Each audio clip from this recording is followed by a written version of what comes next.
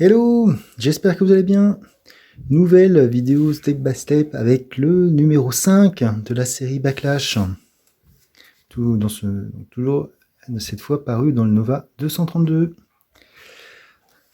Alors, au crédit, toujours la même personne, Boof, Marriott, Ruffner au scénario, Brett Boof au dessin, avec Hope, Roswell et Tibert à l'ancrage.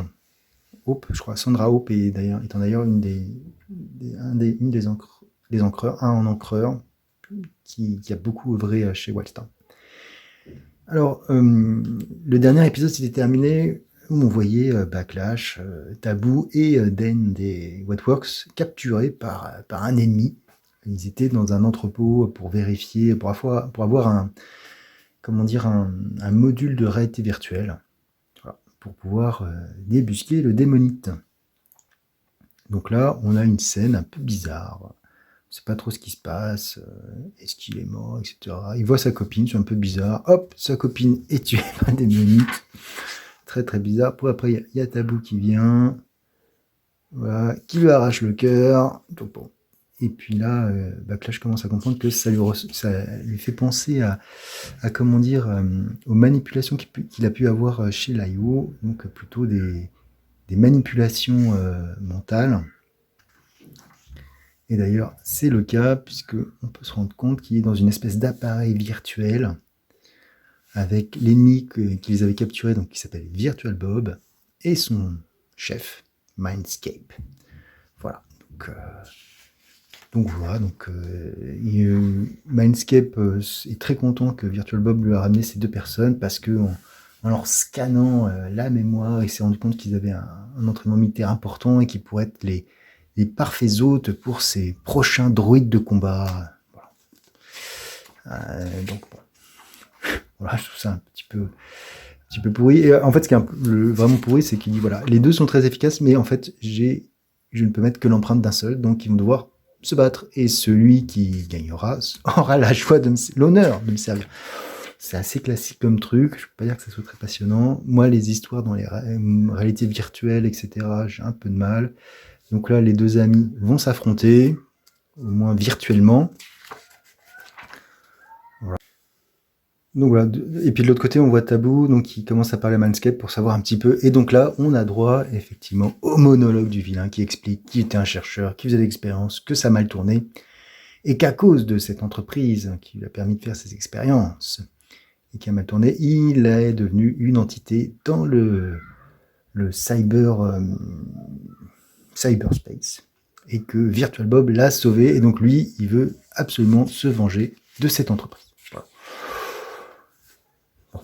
Il y a un vilain dont les les motivations sont un peu assez classiques. D'ailleurs, le tabou lui dit qu'il est plus cynoque que maléfique. Voilà, donc bon.